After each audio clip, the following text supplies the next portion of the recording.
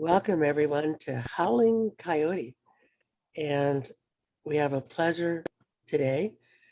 Margie Mete, formerly Draskovich, is going to speak to us about her recently completed dissertation at the University of Alaska Fairbanks on revitalization of Aleutiq culture. And Margie comes to us from Kodiak, Alaska, where we had the pleasure of visiting her twice and of interacting with some of the people with whom she works, some elders and other Aleutiq cultural carriers. And we had a marvelous cultural exchange during COVID in which Margie and her crew presented to some residents, some family medicine residents, about cultural revitalization because we were locked out of Kodiak. We were going to go to Kodiak, but we couldn't go. So we had a marvelous exchange. And so we're really happy for Margie to present her work because I've heard about it before and I think it's really cool. So take it away. And please say anything more that you want to say of introduction, Margie. Okay, thank you very much for that kind introduction. I'm going to just go ahead and share my PowerPoint slides from when I defended my dissertation, because this is an on-the-fly presentation here.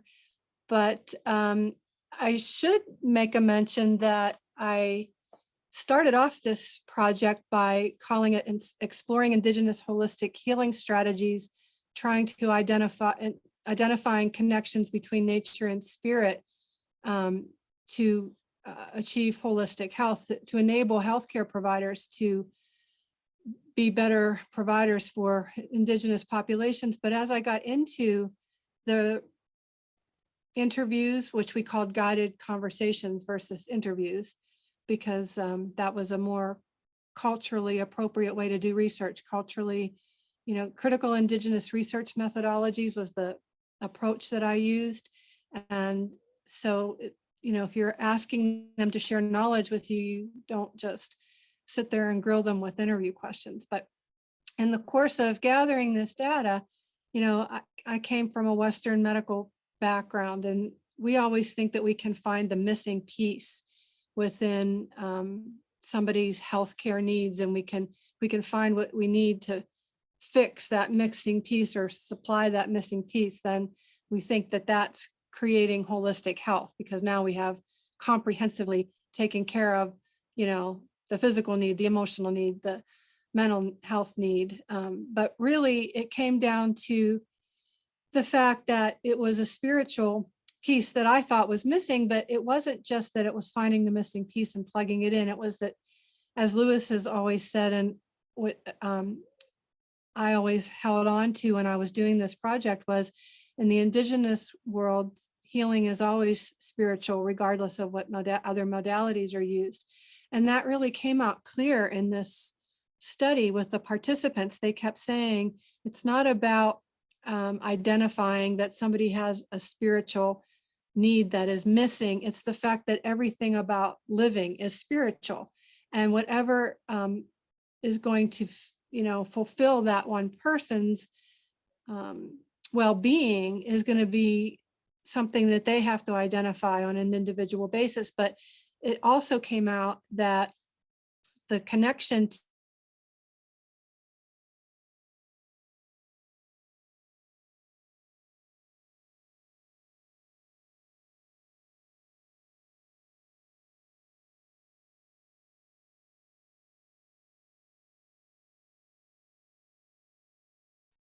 can you see the PowerPoint? Yes, now we can Okay. see the PowerPoint. Okay.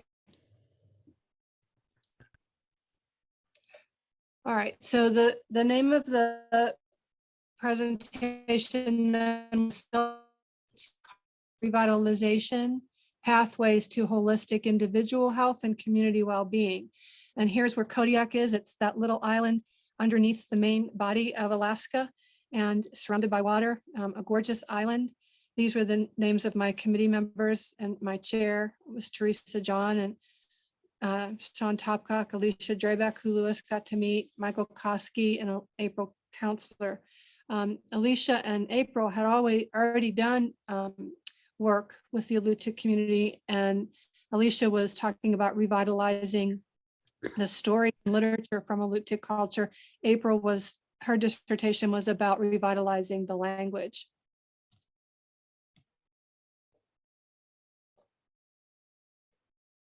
So in Alaska, I'm really proud to be able to say that, especially within the university system, which is of course statewide, University of Alaska Fairbanks, University of Alaska Anchorage, and University of Alaska Southeast. We're all one big university, but we have those branches of the university. And we acknowledge, wherever we come from, the fact that we live and work in a certain local region. And so for Kodiak, I want to start this presentation off with this land acknowledgement statement. Where I live and work today is the ancient homeland and traditional territory of the Aleutiq people. The name Kodiak is based on the Aleutiq word kuktak, meaning island. I recognize the complex history and rich culture of our native community and ask you to join me in honoring the families and tribal members still connected to this land. And if you lived in Anchorage, you would have a land acknowledgement statement based on that location. Fairbanks, same thing, that no matter where anybody lives, even though we all work for one university system, we all acknowledge locally where we are working specifically. And another quote that meant a lot to me in this process was, when we come upon a place with the right attitude, we can learn the meaning of sacredness. And that's how I always felt when I came to Kodiak. This is a picture of this beautiful island coming down off of the mountain. And a lot of times when people come to us, to this island in particular, they don't feel that sense of sacredness. But I was always told, because I worked at the Kodiak Area Native Association when I first started working here, I was always told here that you do need to respect this land, that don't be complaining about the weather, don't be complaining about the fact that it's remote and isolated and that it takes so long to get any place else because you live so far out in the remote parts of Alaska. And I never did feel that way. So I'm just going to go over, we already did this is the outline of the presentation here. I'll give you the purpose and intent, a brief synopsis of the literature overview, an introduction, and then I'll mention what critical indigenous research methodologies mean, and then the findings and results, which will go over the human holistic health model that I kind of created from the participant comments, the themes of balance, imbalance, and relationships were the main themes that came out. I'll give the conclusions and then how I'm going to apply it in the future in a summary statement. So the purpose and intent was to give back something to my local home community. Back in the 90s, I worked for CANA and I did my master's thesis about the beginnings of the cultural revitalization movement, because I was working in the rural mental health provider department. I worked in the community health department and I was the rural mental health provider coordinator. And those were people that worked in the villages. And I was noticing that because they were doing traditional ways of counseling and mentoring people in their communities, they weren't having these scheduled meetings in a conference room, having a counseling session. They were going berry picking with their people that they were helping. They were doing beadwork or crafts or beach combing or whatever it was that was needed is how they provided the services. And one of the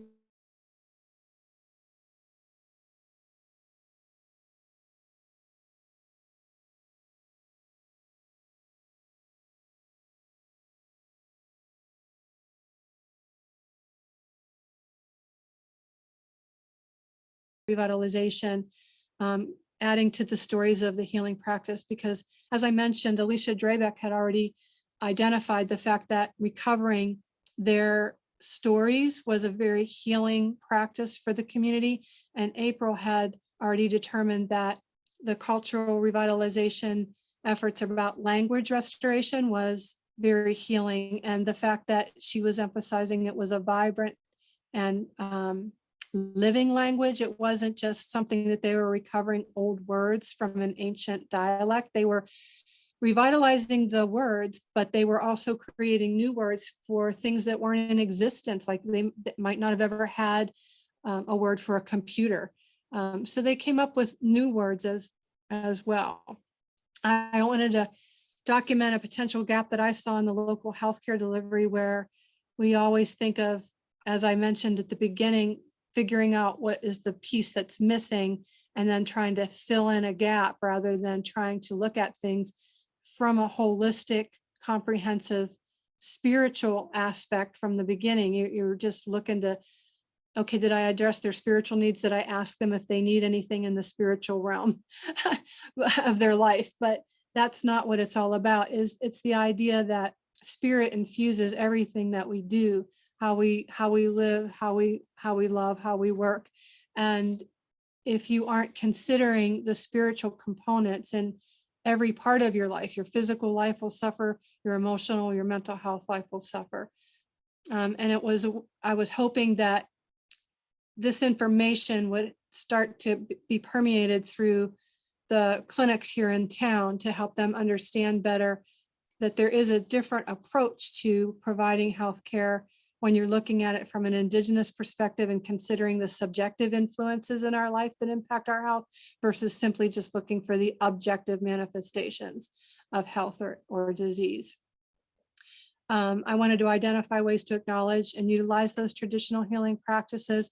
And what I mean by this, a chance to get it right this time, I felt like in the 90s when I did my master's thesis that I was just trying to identify that was an appropriate approach. And I actually kind of got uprooted and had to leave immediately after I finished that piece. And I didn't feel like I ever had any kind of productive outcomes from the information that was gathered. And according to critical indigenous research methodologies, which I'm going to explain in a minute, you don't do research unless there's a purpose to it. And the purpose is ultimately to give something back to the community, not to just gather knowledge or get a degree. So I was wanting to be very careful about that this time. And I feel like it took me a lot longer to complete this degree because I was holding back on writing it and finishing up with it because I was busy working on applying it and putting it into practice. And that all began with having a visit to a seminar that Lewis was doing, a workshop that Lewis and Barbara were doing in Maine, or it was actually in Massachusetts. A couple of years ago, Alicia Drabeck and I went, and then we brought Lewis back up to Kodiak and we started to have workshops here because to me, that's how you spread the word. I'm not an indigenous healer, but I do think that information needed to be initiated and started and disseminated throughout the community. So I started to apply this information right off the bat. And this is a quote from Alicia Drabeck's dissertation and why I felt that I could add another layer to this cultural revitalization piece. She said, while some of these traditional practices will likely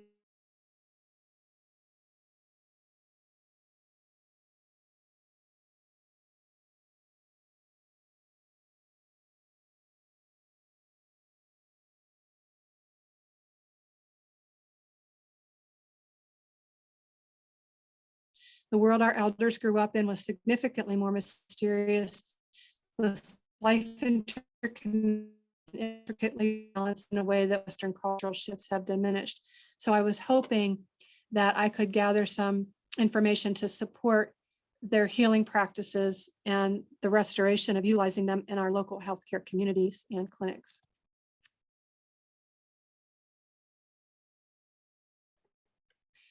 So the research questions stemmed around the fact that there's big discrepancies between indigenous ways of healing and modern medicine. They're startling and polar contrasts. And this research explored how Aleutiq participants defined health and illness and what it means to be holistically healthy. The framework emanated from the concept that illness is a result of an imbalance between the human, natural, or spiritual realm and must be identified in order for a person to heal holistically. And Teresa John and Mike Koski were also members of my committee. This came from a paper that they wrote about. A person that demonstrates proactive community participation, embraces connections with their environment, ceremonies and rituals, spirituality, science, survival, and prosperity is regarded to have reached balance and harmony in life. So this seemed to be a big theme throughout the indigenous communities in Alaska. And I know that one of the questions that one of my committee members asked me was, did I think that after doing all of this and looking at the findings, did I think that every indigenous community had the same definition of what was it always the same?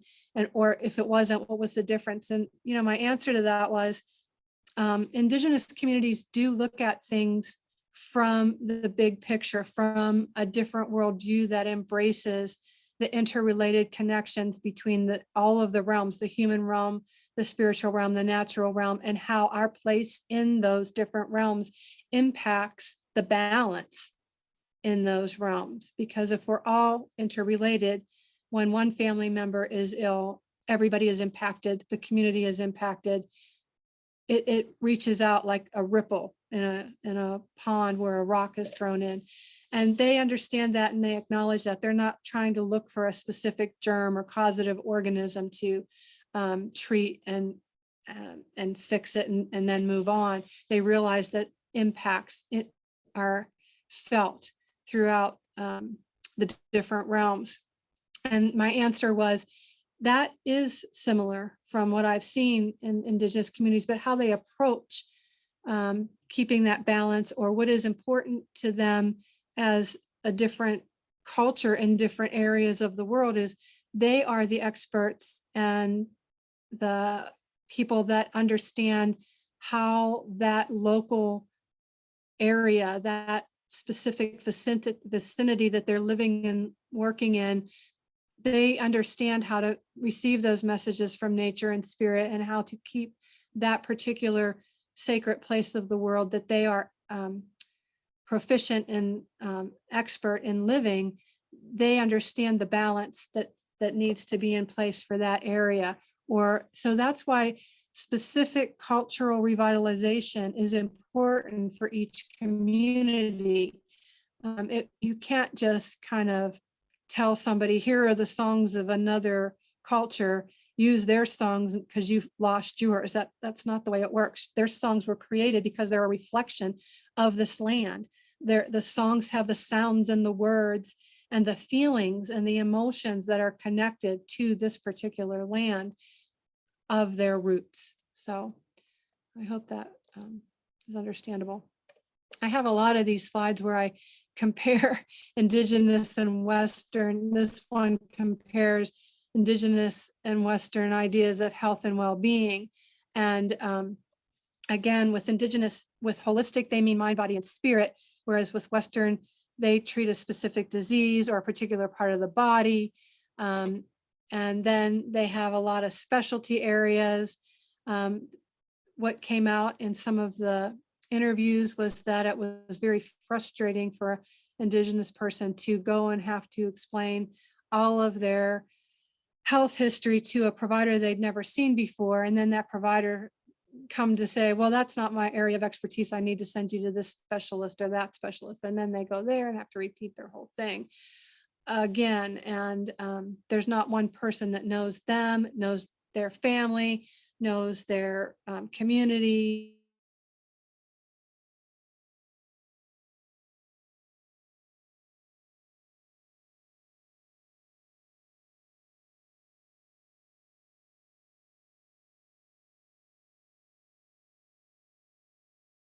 The legs of a stool. You can have all three legs of a stool be present and think that you have all the components to be holistically healthy, or to have that stool be efficient. But if one of the legs of the stool is not even with the others, you can still topple over. So it's the idea that the balance is important. It's not just a matter of, well, it's good enough because you have something addressing every area of your life. It's just that you're not completely fulfilled in this one area. So you should be almost healthy is good enough. That's not how they perceive it. They realize that an imbalance in any area, spiritual, physical, or emotional, can impact the balance in those other realms. In other words, what came out of the results was that if I am sad and depressed because I've had a loss in my life, I've had a death of a significant family member, that can manifest as a physical illness because I'm not balanced and there's a deficit in that area, and vice versa. It went back and forth. If I had a physical illness, that could impact my emotions. It could impact my balance. So harmony and balance is not only a health consideration, it's directly related to the indigenous worldview that focuses on interrelatedness and relationships.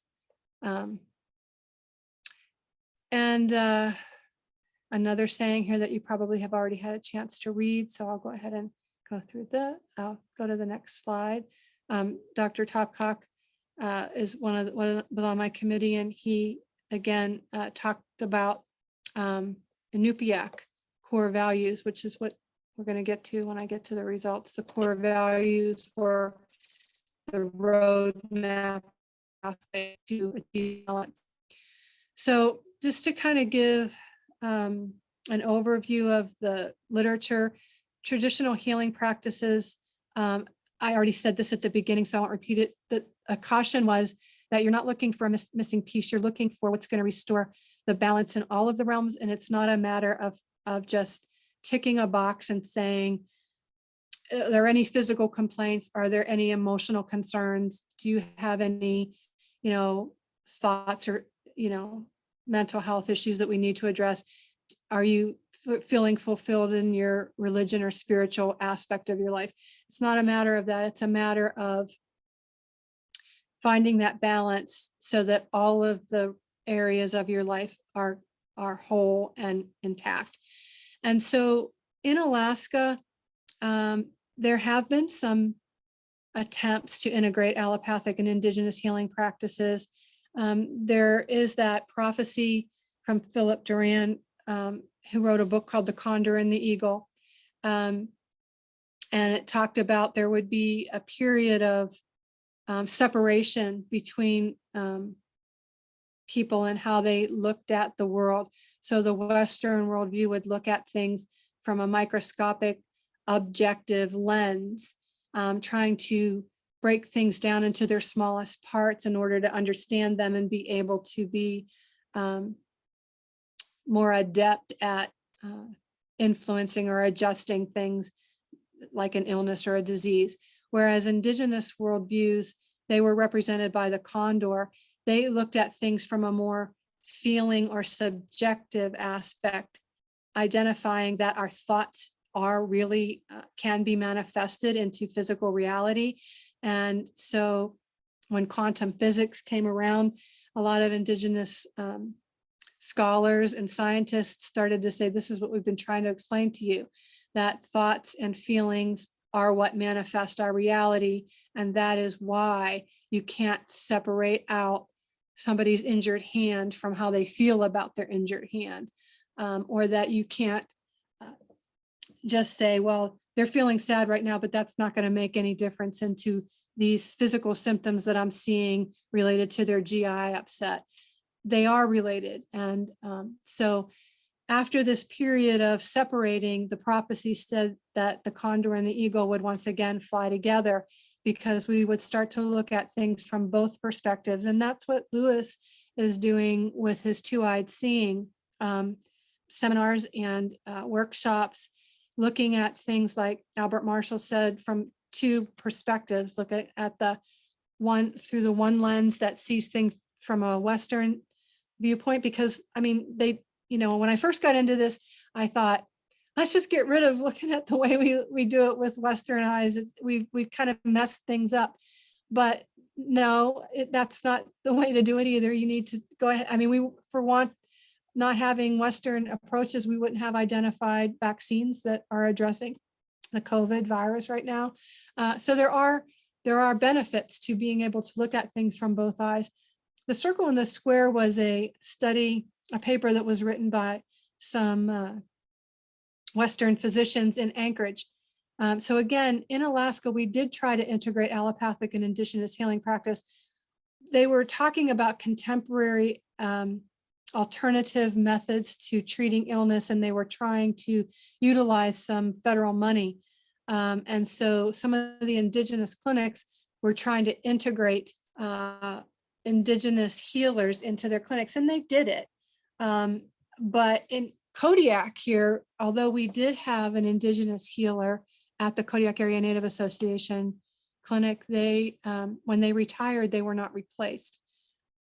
The circle and the square was the name of the article. They were talking about the fact that they didn't want to try to force indigenous traditional healing practices into a certain mold. So they were trying to recognize that there were differences and that they didn't have to kind of melt them into, you know, its own, or kind of integrate them to the point where they were just kind of lumped together. It still didn't do much to identify the fact that they both have their, you know, they still were calling it complementary, meaning that it was kind of an adjunct or something that facilitated Western medicine instead of something in its own right that could be just as healing and just as effective, if not even more so than a Western medical approach. But they were trying to talk about that. Robin Wall Kimmerer talks about that in a YouTube. She talks about the fact that you don't want to just throw things together in a blender and end up with a smoothie that you can't determine where the banana is and where the spinach is. I mean, you want to be able to acknowledge that there are two different approaches, and they do have their place. They can work alongside each other, but it doesn't mean that you're trying to mash them together to be unrecognizable one from the other. So I thought that was an important point to consider. So with indigenous healing methods, you know, when I looked at the literature, again, they determine the source of the imbalance, and then they create a treatment plan that's unique and distinctive for that individual, the family, or the community. And the healers recognize that they're conduits to the spiritual world, and they're the mechanism for allowing those energies to be restored to that ill person. But they do recognize that the ill person is vital and instrumental in that healing to be effective. I mean, they are not healing that person. That person is allowing the healing to happen or working with those energies on their own and healing themselves, or that they are at least getting an important message or an important lesson from that illness, whether or not they become completely cured or not. Again, the spiritual aspect is identifying that there's a balance being restored to that person, not that it's the provider coming in and miraculously, you know, affecting the cure. That it's a two-way reciprocal relationship. Again, it's a unique and distinctive treatment because it has to address the feelings of that person. And if that person is not involved, it's not going to consider or speak to them in the emotional realm. And so it won't be as effective. And so they can come up with a ritual or a ceremony that would match their specific needs.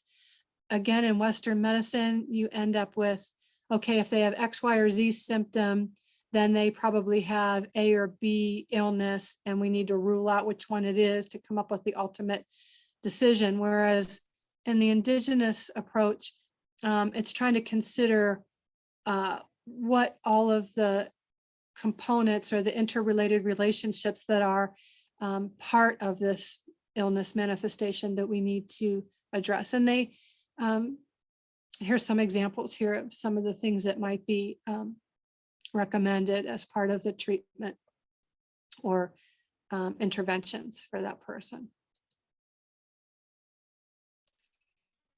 And then this is comparing the different approaches to Western scientific knowledge and indigenous ways of knowing. again, indigenous knowledge system connects with nature. They consider the spiritual energies that influence the messages that we get to manifest that knowledge. I mean, they listen to how nature is explaining how things should work. So I remember reading Jeremy Narby's book, The Cosmic Serpent, and he was explaining how indigenous person said that nature will tell you if you open your mind and listen. If you look at this leaf, it has this pattern on it that tells you that it will treat this illness. Whereas Western medicine would never look to nature to give you a message like that. They again include moral values and subjective information. How a person feels about their illness is very important. As I mentioned, if somebody felt that their illness was important because it was teaching them an important lesson in life, then they might not make that decision in a personal spiritual sense to be completely cured, and that would be okay. Indigenous knowledge is cyclic. It evolves over time. It's specific to local areas. It also doesn't try to control nature. It is adaptive to nature. It's nature, and the entities in nature are relationships that they want to make sure to honor and respect. And they accumulate their facts by observation. It's a very intuitive process, inductive process. And Western knowledge is just kind of the opposite, non-spiritual. We're looking to explain it, not be part of it. We're looking to separate the different body systems, and again, go to that provider because I'm not a specialist in mental health issues. Go to that provider. I'm not an orthopedic physician. Go to that provider. I'm not an infectious disease person. They try very hard to eliminate subjective information. That's why when research is done in Western academia, they try to get the researcher to completely remove themselves from the research process, and that's not what's important in indigenous research. They understand that every time you look at something, it's going to be visualized or interpreted in a different way because it's a very living, interactive process. Linear time frames, one rule to apply to many versus specific. They do try to manage or control the setting. They try to control nature. They try to control and exclude the researcher, as I mentioned. And April's comment here is important. Perhaps because of the interconnectivity of indigenous knowledge systems, there is an awareness of humans' place in larger systems. This interconnectivity results in an emphasis on rules and responsibilities related to knowledge. So again, a responsibility that I had was to make sure that I gave something back to the community, that this research was indeed going to give something back. So that is why I am so adamant about making sure that we continue to have these discussions here locally about what is it that indigenous people would like to see have happen in the healthcare system here in Kodiak, and that's what I'm working toward with this. So critical indigenous research methodologies recognizes that indigenous peoples think and behave in ways unique to their worldviews and experiences, and thus places a heavy emphasis on the role relationships, responsibility, respect, reciprocity, and accountability play in our interactions with the human, physical, and spiritual world around us.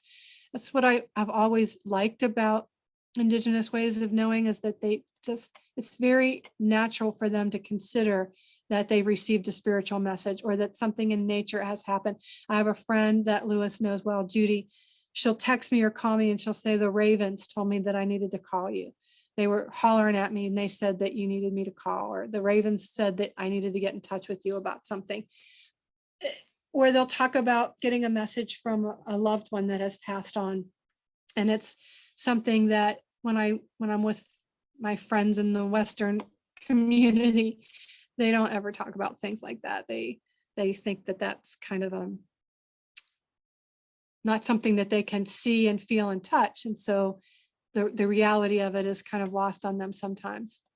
This was from an article by Brayboy et al. And I just wanted to point out that another one of my faculty members that taught indigenous research methods, documenting indigenous knowledge course, was one of the co-authors of that article. So I'm just kind of giving a shout out to the University of Alaska Fairbanks Indigenous Studies program, that they have some excellent faculty and courses there. So again, this is looking at critical Indigenous research methodologies. It was, you know, I don't really want to read every slide to you, but this is again talking about our responsibility to ourselves, our families, our communities, the global community, and making sure that knowledge that was gathered was of use and being shared so that it was fulfilling a sacred responsibility, not just obtaining knowledge for the sake of knowledge only, and not for the sake of trying to prove that some theory that you had was an ultimate truth. So as the findings will show, it was a very individual process that people were explaining to me. So I made sure, I mean, I've lived in this community for quite a while, 25 years, I believe it is, I've lived here. So that ensured that I was familiar with the setting and the phenomenon. I've been a nurse for 44 years now. So I've been in healthcare for a long, long time, seen a lot of changes, and recognized that we had a lot of gaps that we weren't filling, no matter how many different studies we did, how many times we controlled the variables. We were getting different results because people are individual. And so again, Indigenous approaches to healing and health just seemed like an area that needed to be explored and then shared, the results shared.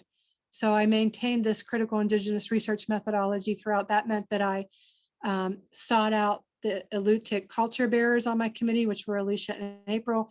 They were, even though I knew many of the people from working at CANA years ago, Kodiak Area Native Association, the people that were the participants in this research, they still helped me identify appropriate participants that they felt were acknowledged and recognized culture bearers.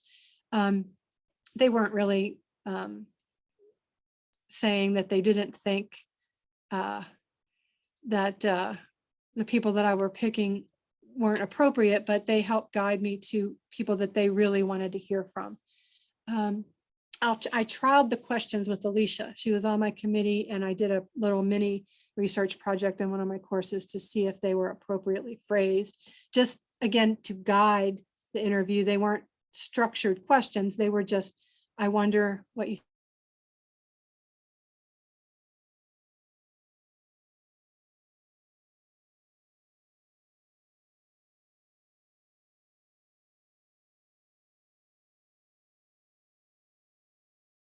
use. I did most of the interviews at the college. Our college is set up to be very inviting to the Indigenous Aleutiq population here in Kodiak. They have, the wallpaper is all lined with Indigenous art, and it's very comfortable, and big windows looking out into the forest. And if they wanted me to come to their home, I came to their home. If they wanted to do it with another family member or friend, we did that. And I gave them a token of appreciation in the form of a book. Most of the time I gave Braiding Sweetgrass by Robin Wall Kimmerer. Sometimes I gave another book if there were two people from the same family. I would give a different book. If they wanted, most of them allowed me to video. I was allowed to video or audio tape everyone, but not everyone wanted me to share who they were. If they didn't want me to acknowledge their identity, of course I respected that. I transcribed their recordings, and then I identified the themes, and then I went back and confirmed the themes with the participants. What I did was I color coded. I said, I think you're talking about physical manifestations from a spiritual imbalance here. I think you're talking about emotional manifestations, and whatever it was that I asked them if it was in agreement with what they were trying to express. They all gave approval of those themes that were elicited, and one of the things that was very rewarding was one of the participants said, I think you should gather up these quotes, and I think you should match them to the themes that you pulled out and then share them with us, because I want to see what other people said about what I said about this theme. I want to see what how another person expressed what I was expressing in this idea. And that's what I ended up doing in the research process. I put it into themes, and anything that supported it was placed in that theme. But again, back to the interrelated relationships, it was very hard sometimes to put something into one theme. Very often it was applicable across several themes. And so I did the best I could in putting it into the different themes. But it does speak to the understanding that indigenous knowledge systems and indigenous worldviews expected that. They knew that there was going to be the interrelated connections. So here was the original title of my dissertation. And as I said, I changed it to Celebrating Aleutiq Cultural Revitalization, because what came out in the themes was, and you'll see this in a few more slides, is that all of those themes connected directly back to the Aleutiq core values. That was one of the things that came out in Alicia's dissertation when she was recovering the stories. They were talking about restoring their core values.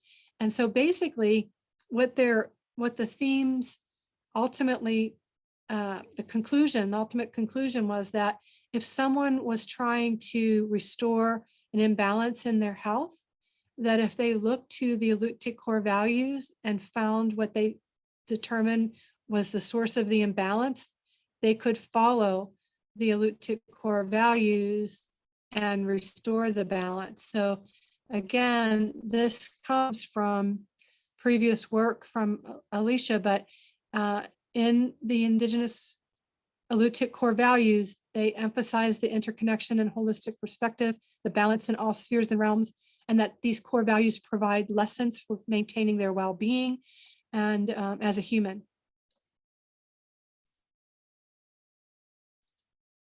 And here's another representation of the Aleutiq core values, and showing how they are, in looking at the different realms and how the different core values speak to a balance in all of those realms. This is Hlomsua, the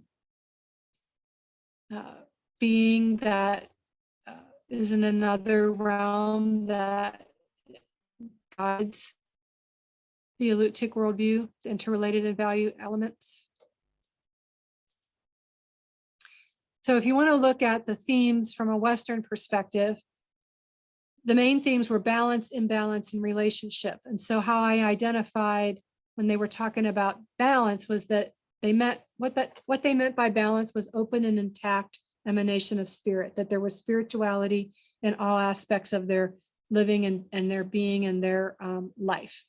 And that was whole, strong, unified connections with all relationships, awareness of spiritual messages that maintain health or facilitate restoration, and connections are established and maintained in ways that are unique to each individual and all are valid. Everybody said that they would never presume to tell somebody else how to live a spiritual life or how to connect with spiritual messages, that each person did that on their own in their own unique and individual way. They talked about manifestations of spiritual distress being having physical manifestations, which were somatic symptoms or mental health symptoms, or from the soul wound. So the physical manifestations of spiritual distress would be examples of pain and illness. A mental health system would be depression or substance abuse, emotional or behavioral manifestations. And then many of them did talk about the impacts of colonization or the intergenerational PTSD effects, the soul wound from the long history of the historical impacts of colonization. As far as relationships, when there were injuries or imbalances to relationships, then that could impact the health, the balanced health of a person. the relationships in the human realm or self, family, friends, elders, mentors, and community. Relationships for the spiritual realm consisted of the creator, their ancestors, the spiritual influences and experiences that they themselves felt from the cohesive energy force or the communication network of the spiritual realm, and then their connection to land, animals, skies, and the waters of Kodiak Island, and their cultural revitalization efforts to be the sovereigns, be the keepers of this majestic island, to maintain the balance of this land. And again, Teresa, my chair, and Alicia, they said, well, you really should take these themes and express them in a way, in a diagram that kind of shows what you're trying to talk about. And I'm not an artistic person, so I was kind of like, how do I express something if I don't know how to draw very well? So, but I did come up with this human holistic health model that I felt did express what the results, what the findings were. And so again, here is the definitions of the different components of this diagram. Spirit being the cohesive energy force of our being that's infused in the way we communicate with all of the different networks. It provides that integration, both internally and externally, with us as a human and the other entities in the natural and spiritual realms, and other humans in the human realm. Our body, of course, is the structure and composition of our physical human form. Our mind is composed of our thoughts and emotions, and they may initiate behavioral responses. Relationships are those connections that I already mentioned. And then here are the Aleutiq core values. And if you look at these core values, you can see how any of them can impact the balance. So I tried to depict something that was on a very narrow point, because just a little slight tilt in any direction could offset or cause an imbalance. But likewise, balance could be restored by shifting it back easily. And then I wanted it to look fluid and filled with movement. And so I was envisioning like a whirlwind or a whirlpool or a cyclone that was ever moving and had a form, but it was balancing on a point, but it could be shifted one way or another. But the problem with a whirlwind or a whirlpool is it just goes in one direction, and how they said is that it can go either way. So it's a form, it's fluid. Spirit tries to keep it integrated into a form and keep it balanced. And the Aleutiq core values are what help provide that structure so that the spirit can remain balanced and intact and in a harmonious state. And so I'll just read the core values quickly for you. Respect for self, others, and our environment is inherent in all of these values. Our elders were one of their core values. Family and kinship of our ancestors and living relatives. Sharing, we welcome everyone. Trust, our people, we are responsible for each other and ourselves. Learning by doing, observing, and listening. Sense of humor, our heritage language. Ties to our homeland. A subsistence lifestyle, respectful of and sustained by the natural world. Traditional arts, skills, and ingenuity. Stewardship of the animals, land, sky, and waters. Faith in a spiritual life from ancestral beliefs to the diverse faith of today. Oscar Coagli was another person who graduated from the Indigenous Studies program at University of Alaska Fairbanks. He wrote a book that is required reading in like many of the courses. And he had this model that he called the tetrahedral model for seeing how a human fit in the worldview that he was trying to express. And so what I did was I thought about this human holistic health model, and if we put each of us as one of those moving, balanced, formed energy cones into the human realm, you would see that if we tipped over, we would push on other people that were around us, and that could offset the balance in the human realm. And if we offset the balance in the human realm, it could offset the balance in the natural or the spiritual realm. And so I was trying to integrate the human holistic health model that I kind of came up with from the participant responses and show how it fit into the worldview the indigenous worldview and how it impacted other realms in addition to not just the human realm. So every individual who would be holistically healthy would help maintain or support that balance in the human realm, which would stabilize the balance in all the realms. But if a person in the human realm was not holistically healthy, then they could impact the balance in the other realms. So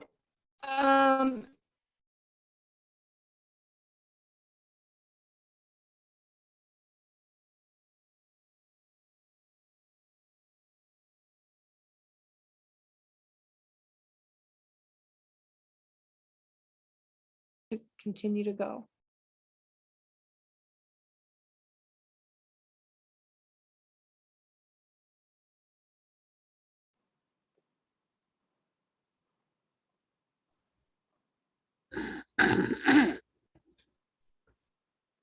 Did you freeze? Are we frozen? You froze. I didn't hear what you said. Oh, I was okay. I'm sorry, I froze, so I didn't hear what you said. Oh, I said I have slide upon slide of all of the different comments that support these different themes. Do you want me to go through all of these, or do you want me to just read a few key ones, because it's going to be pretty time. I think just read a few key ones would be enough, because Okay. yeah, because we'll get the idea from a few key ones. Okay. I'm sorry the internet is not so stable tonight. Well, that's okay.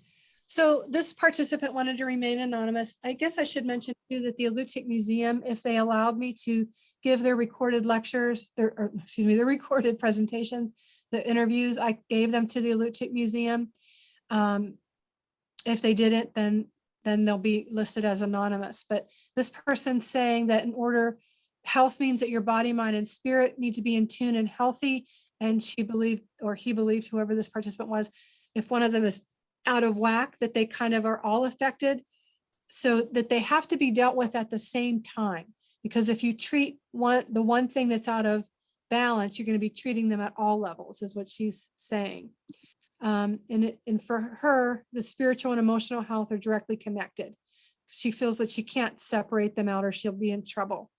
So she thinks of that interconnectedness, and for her, it was hard to pinpoint spiritual or physical distress. But she thought that it would be important to teach people about the interconnectedness of health and the fact that we were trying to keep that balance. And if one was out of balance, then we'd have to work at all of them to get back into that steady rhythm. And she didn't think that a lot of people realized that the things that they did were spiritual. David Tucker, you have to learn to balance your physical health, mental health, and your spiritual health, whatever it takes. Again, pointing to the fact that it's an individual experience. It's what works for that particular person, not a blanket prescription or a specific plan that's given to everybody. Try to find your balance, your spiritual belief. Everything is of the same material, but it vibrates at different levels, so it appears differently. So again, he's talking about the manifestation of our world through our feelings and our thoughts. So that's what creates the world around us. And he's talking about the fact that everybody has access to that connectivity, and the knowledge is there. We just have to remember it. And he's says, so if you're trying to do something that you feel like you want to be in line with, maybe you haven't done before, other people have done it before, you kind of have to have faith that you're doing it and connect with that moment in that spiritual area. Tekken is talking about doctors not wanting to think about the spiritual components of illness, and that doctors don't realize they have to treat the person emotionally, mentally, and physically, because if you treat this person spiritually, you have all the needs, you take care of all the needs in one way. So he talked about if you treat the person spiritually, not only are they going to become healthier quicker, but the disease will go away faster. And he thinks that scientific doctors totally miss the person's spiritual being because they don't have that same belief. Melissa was talking about imbalance, considering the heart, mind, and body, all of them needing to be in sync. Lydia was talking about that as well. And then so that was balance. As far as imbalance went, I tried to break it down into somatic expressions, mental health expressions, and relationship expressions. But again, they were very interrelated, so it was hard. So somatic expressions, a lot of David was talking about somatic expressions. They've already manifested some sort of a spiritual pain into their physical being. And so Gayla was talking about physical indications of disharmony in the body can be relieved through spiritual practice. And I love this here. I'm familiar with the Bible, but one of the things that I've heard, as far as healing is that, yes, Jesus or God can heal you, but you're also given figs to create a poultice to apply, So it all goes hand in hand. Any one thing out of whack will have a ripple effect. She's talking about, again, integrating knowledge. Another somatic expression. Yeah, I'm going to kind of go through these pretty quickly because it's been an hour already. These are emotional manifestations of imbalance.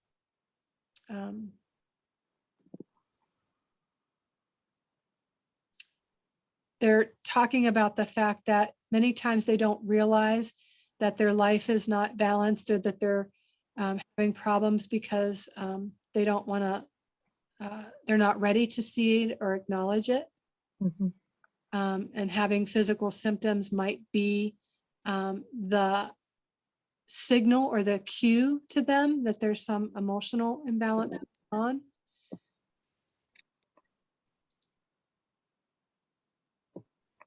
And this one was a very positive one. Marvin was talking about the fact that he loved his son out of being being addicted to drugs. We loved him out of his drugs. And then the soul wound, they were acknowledging the colonization impacts on their community and the soul wound so what this ended up getting into then in the dissertation, I did a lot of discussion about the Western medical community's acknowledgement of trauma-informed care and how they're just now starting to acknowledge the impact that trauma can have on somebody's physical health. And here you have this community, this indigenous community that has known the impact of trauma and how it can be an intergenerational wound as well as just one particular person's life view. I know I'm skipping through all of this, but this would just take way too long to go into.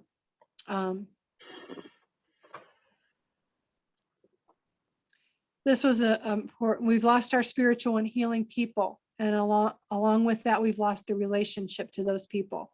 She is talking about going to see providers and being pushed from provider to provider and not being with somebody that knows you and knows your family. This is a really good one. So I will read this one.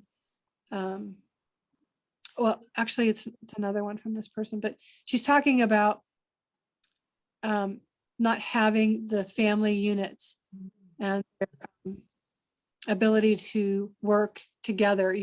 They're kind of, families are separated into little tiny units and not working as a big group anymore.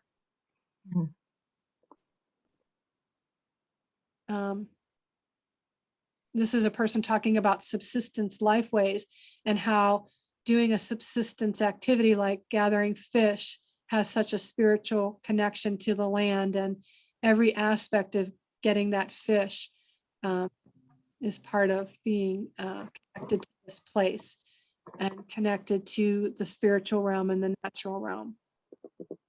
This person's talking about the same thing, catching a fish and every step of it being a spiritual part of their life. This person was talking about going to the Banya, their Megiwik, and I pulled this out specifically because then in another part of the dissertation, I wanted to give an example of one traditional healing strategy or intervention that was very common here in Kodiak. They call this the steam bath, the McGewick here. When I first got to Kodiak in the 90s, they were calling it a banya, which was a Russian term for that word. And over the years, I've seen them shift to calling it McGewick because the McGewick is the Aleutiq term for that steam bath. And so they call it a McGewick now. And they talk about how it was a place to heal. And so I looked at the McGewick from a Western lens of trying to understand Western science's validation of why steam therapy, heat therapy is rejuvenating and healing, and what kinds of things it can treat and heal. And then I looked at it from the indigenous perspective of the other eye, the two-eyed seeing, and I talked about how this was something that was very healing from an indigenous perspective all along. So the conclusions were that Aleutiq participants confirmed that the mind-body-spirit connection was integral in establishing, maintaining, or restoring holistic health. A key focus was on recognizing and integrating the spirit, any spiritual practice, whatever would work for that individual person that could contribute to the holistic health of them, the family, and the community. Useful guidance is provided by following the established Aleutiq core values and participating in cultural revitalization efforts. They provide a framework that allows individuals to seek personal solutions to maintain or restore the balance in their holistic health, and that facilitates control over their own outcomes. The health of an individual person contributes to the overall health of the community. So any personal effort to restore their own balance would be meaningfully impactful for stabilizing relationships in all of the realms, which also supported indigenous epistemology. So these were my initial questions. Basically, yes, indigenous ways of healing should be integrated, but they didn't come up with do this treatment, do this intervention for this symptom. It was very individual. So specific healing practices could be offered, but it was going to be up to the individual to seek them out or request them. Indigenous healers in the community here locally are known, but they aren't part of the Kodiak Area Native Association. And how do we connect them with people that are seeking their services or their traditional healing therapies? These are some questions that aren't completely answered.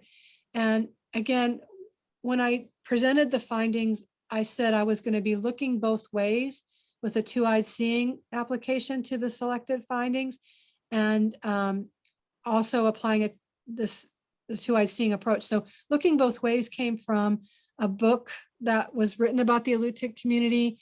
And one of the elders said, you have to look back to find the past, and then you look forward. So I was looking at the way they did things in the past. I was looking at the way they wanted to move forward with what these findings would generate. And again, looking at the things from a two-eyed seeing approach, I was trying to make sure that we could benefit from the strengths of Western knowledge, as well as make sure that we were including or acknowledging and respecting the strengths of indigenous knowledges. And those concepts were, again, teased out into bigger sections of the dissertation when I talked about soul wound and how trauma-informed care is now acknowledging what indigenous people have already identified and have been working on through cultural revitalization efforts. And then I just took, like I said, a specific traditional indigenous intervention and talked about it, looking at it from a two-eyed seeing way, looking at it from how Western medicine thinks that it provides healing and how indigenous people think that it provides healing. And then I just talked about the things that we had already done, Lewis, where we came up and we did all of these things, how we were continuing to do the two-eyed seeing seminars. We were going to do the one in January, and how you were still planning to come, and how I've been doing presentations in the local community about this. So, and also Alicia was invited to consider creating a more holistic orientation program for CANA employees, and she invited me to help her create that program. And I'm involved in the interagency trauma-informed care group And I'm hoping that I can continue to discuss that in local venues throughout the community, which I've been doing. This is one venue that I hope might get the word out, and I'm continuing to connect with elder and culture bearers and looking for ways to share this message. So I wanted to get into forest bathing and connection to land, but my committee said you have enough, finish, defend, graduate, and then you can keep working on it some more. So I will continue to look for other ways. So we know that renewing the spirit can heal the world if we heal relationships as well as people. It's an ongoing process. It's not a one-time action or a one-time study. The Aleutiq core values can guide the way. And then I just, with a quote from Judy, who you know, Lewis, she said, I think that's how come I have so many friends now. Just gave them a little piece of me, kind of like the other day, kind of seemed like we had an example of the way you did that with those young women at the museum when we were doing the craft.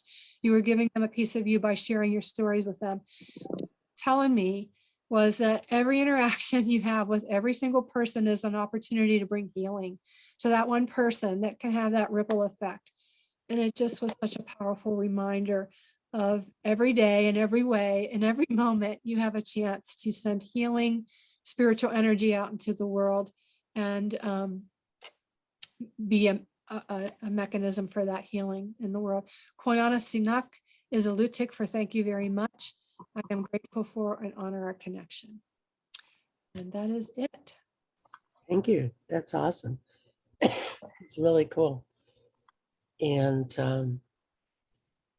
what would you say, you know, we're sort of embarked on a similar process here in trying to take the vision and turn it into programming at a treatment center. And what advice would you give us? Well, what Alicia and I were talking about was that orientation program for the employees. I mean, my first thought was when we had you come up and we were going to do that lunch and learn, and as you know, they didn't get the word out because what they keep trying to do is shove it into a lunch and learn, which is what we were going to do. We thought that was the best way to kind of entice them with the CME to come. I think what it really needs is the leadership in these organizations to recognize that it's of value. And with Alicia being asked to provide an orientation, restructuring of their orientation of the employees, that kind of generates that philosophy, just like the Kodiak community is trying to get all of the agencies to incorporate a trauma-informed care approach. I think that we need to get any kind of healthcare agency that is attempting to meet the needs of indigenous populations to understand that there is another approach to it. There are indigenous ways of knowing and indigenous ways of healing, that it's not just complementary. You don't just add it as an adjunctive tool, that it has to be respected in its own right. And the only way to get them to do that is to understand that there's a whole other way of looking at the world.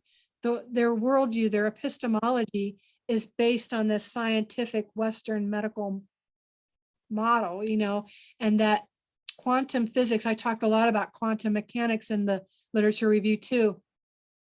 It's recognizing that, yes, thoughts are, epigenetics, all of these things are finally being validated in the scientific community. So I think we kind of have to stick that in there all the time. Here is some scientific evidence that, yes, thoughts are things. Prayer does have an influence in the spiritual realm. These people believe it. Their beliefs in the spiritual realm is what's generating that healing. They are healing themselves. And here is scientific evidence that proves that this is so. It's an uphill battle, but people are writing about it. We just have to kind of amplify their voices and give them, they don't like to look at things unless, like you said, it's in writing, and that other people are coming up with ways to, prove these ideas. But if they're getting good results, when they're trying to, when they're, accepting these and implementing them, I think it's going to come from leaders. I don't think there's a lot of Western medical providers out there that will add something into their treatment approach if they're not guided that way by someone Right. who has So power over their time. I wonder, the goal, of course, would be to have all indigenous providers, but that's very difficult to achieve because there are so few and they are in such demand. And so I wonder if an intensive retreat for providers and practitioners would be the way to go, where they experience the cultural practices, as recipients and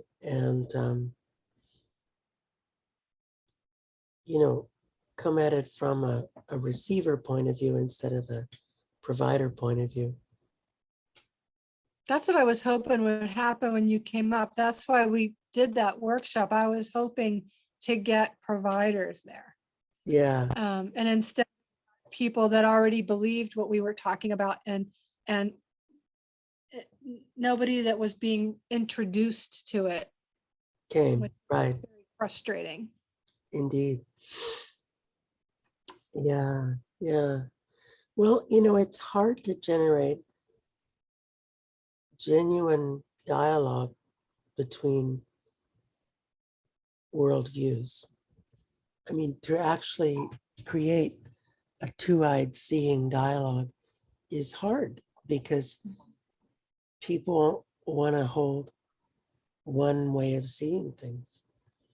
There's that sense, and certainly coming out of the European positivist rationalist movement, that there's only one answer, and that whatever it is, we have it. And you don't. So, and even if they give you a little bit of voice, they, okay, well, that was a nice thought, but that might be a little piece of it, but it's not, total answer. And at best you can be complimentary. Yeah. Adjunctive, you can be a little side. We won't pay you, but we'll give you a title. Isn't that the definition of an adjunctive professor? Yeah, just a little extra for the things that nobody else is going to pick. If you want to help me or lighten my workload, but don't interfere with the strategy I've already got in place here. Right, exactly.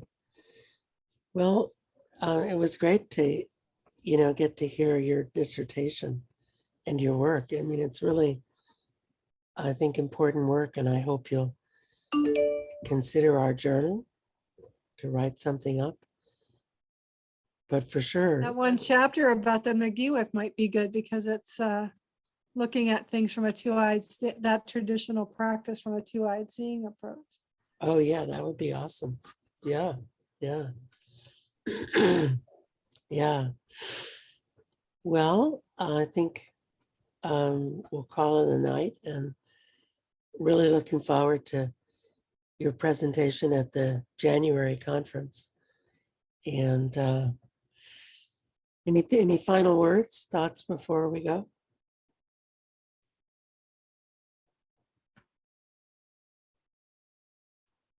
I think you're muted. You're a mutant, Margie. I was muted, but we couldn't hear you. I muted because I was trying to hear you. You were talking, hear what you just said. Frosty the Snowman froze me again. So yeah, I was just saying that it was way cool to hear about your work, and we'll look forward to all of you presenting in January. That'll be really awesome, and just thank you for being here tonight. Thanks for this venue. spreading the word. I think it's just planting seeds, right? Just got to keep planting the seeds. Yep, planting seeds. We just can look out into a field of flowers where we just had a few scattered here and there. Right, right. That's what we're all doing, is just planting seeds. Like Johnny Appleseed, I suppose. Walking around, making apple trees. Or sunflowers or whatever we want to grow. All right, well, thank you. Good night, Margie. Good night, Josie. And good night, anyone who's watching on YouTube or listening on Spotify. Of course, it could be the daytime, but it's night here, so that's good. Yeah. All right, bye-bye, everyone. Bye-bye.